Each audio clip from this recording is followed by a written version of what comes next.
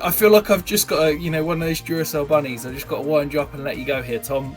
Final game on Christmas Day, Baltimore at San Francisco. Away you go.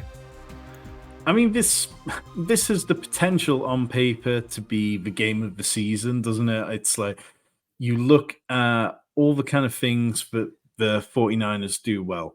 They are elite with pre-snap motion. They're elite at play action, elite at zone running, and elite at the screen game.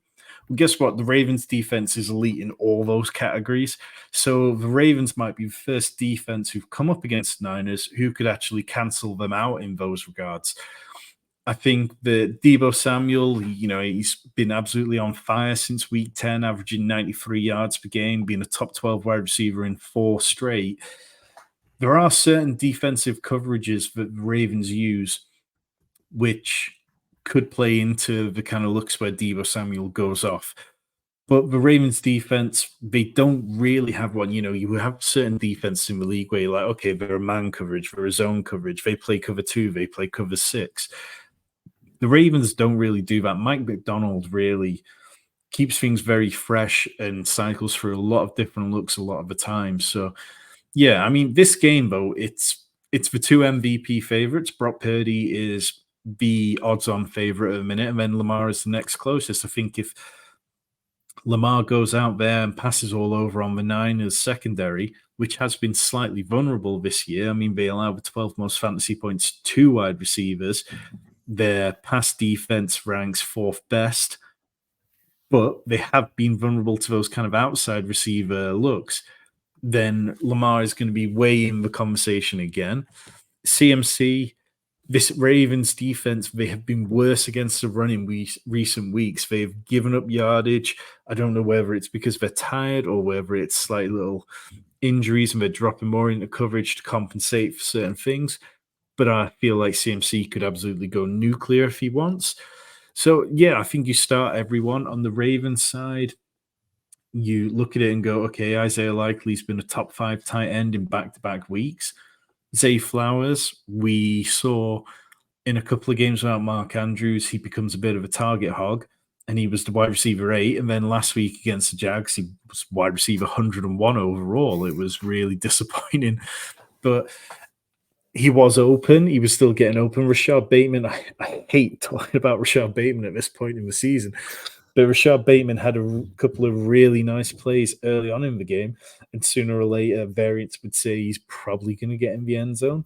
Sunday Night Football, well, whenever it is, I've lost track of days, but Odell Beckham has a habit of popping up in these games. The 2 kind of question marks on either side of the ball for me. Gus Edwards, he's going to be back in a big role after Keaton Mitchell tore his ACL. He's only rushed for over 3.7 yards per carry once in the last 5 games. And for the last few years, Gus Edwards has absolutely had a habit of rushing for over 5 yards per carry. There's various stats out there about how highly he ranks historically against other running backs for just picking up yardage. And I just worry he doesn't really have the juice, and that against this Niners front defensive line, he might not have success. What they need is that player who has that burst, who can get outside. So Gus, I don't feel great about.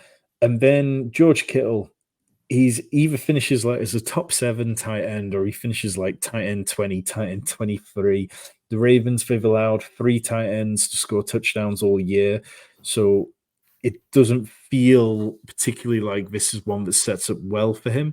But every time I think about George Kittle ends up kind of going off. So, yeah, I think this is a game where on the showdown slate on Christmas Day, after being the designated driver during the day, I'll get home in the evening and then I'll sit down, crack open some whiskey, and come up with 20 or so lineups to throw into some showdown slates and sit back and enjoy. Well, I genuinely cannot wait to watch this game. I think it's going to be absolutely fascinating. Harry's asking if Lamar goes off, does he become the MVP favorite? I'll be honest, I'm not a gambling man, but I can't understand how Lamar's not the MVP favorite. Well, so it's kind of weird. Like you get into trouble on Twitter a minute for saying this, but EPA is apparently the most indicative stat about what dictates who becomes the MVP every year. And Lamar is never going to do well in that stat because Lamar as a passer isn't going to shine in EPA. He did in 2019, but like it's just not the way he plays. And Brock Purdy is the kind of player who is going to shine in EPA. And I get it. Brock Purdy, I think, has been fantastic, and I really like Brock Purdy. Like, my Trey Lance bias does not play in whatsoever when it comes to Brock Purdy. But yeah, I think you look at Lamar, and I saw it put quite well earlier on Twitter. If you put Brock Purdy on the Ravens, they'd be lucky to be 500. If you put Lamar Jackson on the 49ers, they'd never lose a game. Yeah, absolutely. After all, EPA is an offense stat, not a quarterback stat, and nobody seems to ever understand that. But that concludes it for the whole week of Slate. I wish you the very best of luck in your semi-final matchups. Let's hope Tom and I got a couple of best balls teams still in. We can bring home some cash and have a very, very Merry Christmas. Best of luck all. And I hope Santa's good for you with some fancy titles this week.